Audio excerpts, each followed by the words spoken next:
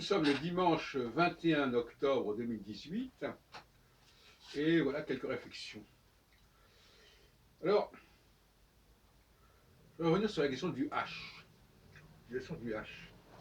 Pas du hashish, du H, la lettre H. C'est une lettre qui est bien malmenée, le H, qui est bien déconsidérée, qui n'est pas respectée pleinement. Et moi-même, mon nom commence par un H. Et même mon prénom devrait commencer par un H. Parce que Jacques, normalement, c'est Yaakov. Donc ça devrait être.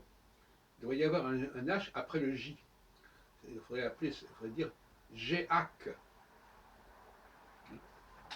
Et dans Isaac, qui vient de Yitzhak, alors c'est pas le même. C'est pas le même.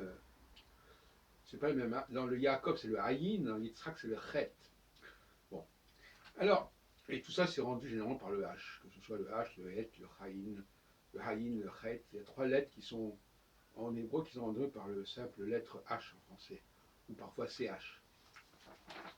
Ce qui est intéressant, c'est qu'en français, par exemple, nous avons le maintien du H dans Rhin et dans Rhône. Ça ne gêne pas, on écrit Rhin, R-H-I-N, Rhône, R-H-O-N-E, ça ne change pas notre prononciation, ce qui est un tort, parce que c'est un code c'est fait pour être respecté. Mais enfin, en tout cas, le H ne disparaît pas. Il a disparu dans Jehan, qui est donné Jean. Donc il y a des cas où il disparaît, et dans le cas où il ne disparaît pas, mais il n'est pas prononcé. Dans les deux cas, il y a un problème de transmission qui n'est pas au point. Alors,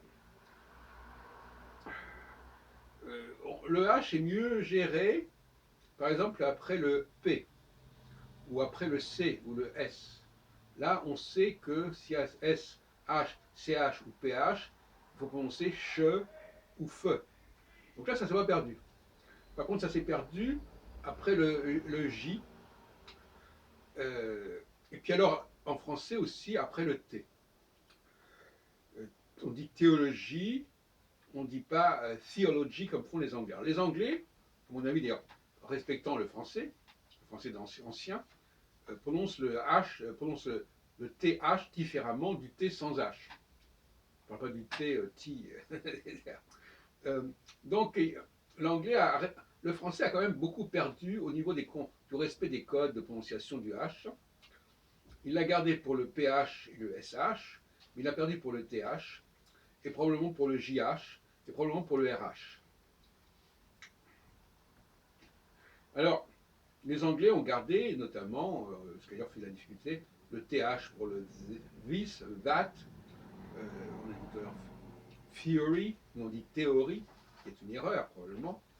Et en hébreu, le tav, normalement, doit se prononcer, c'est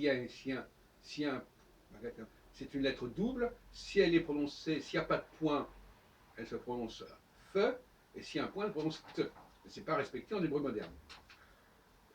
En hébreu moderne, on respecte la dualité du P et du F, du Kaf et du Chaf, du B et du V.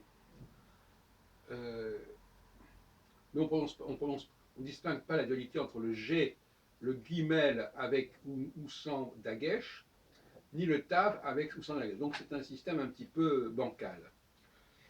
Voilà. Donc, par exemple, le rythme, nous on écrit rythme R-H-Y-T-H-M-E. Excusez du problème, bien que ça ait donné la rime R-I-M-E. Alors donc il y a des cas où le H s'est perpétué sans qu'on sache très bien à quoi ça servait.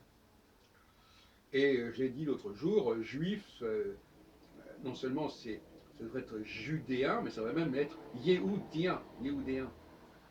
Donc là, il faudrait savoir si c'est important ou pas.